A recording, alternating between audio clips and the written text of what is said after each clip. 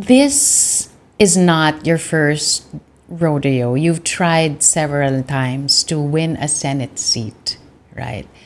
Bakit ganun na lang yung pagpupursige, yung hindi ka natinag, dalawang pagkatalo, hindi ka natinag, sige lang ng sige.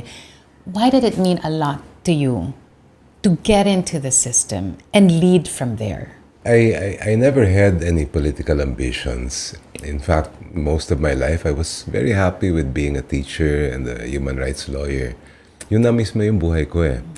But nung dumating yung 2016, tapos halos araw-araw, ilan daan-daan ang pinapatay, yung nakikita natin sa kalsada ng mga victims ng EJK. Nung nakita natin yung pag-atake sa freedom of expression, freedom of the press, at yung lahat ng mga kalayaan na pinaglaban natin nung batas militar, sabi ko, I cannot keep quiet anymore. Hindi ako pwede magreklamo sa mga ibang tumatakbo, sabihin ko mga trapos sila, if I cannot offer an alternative to the people.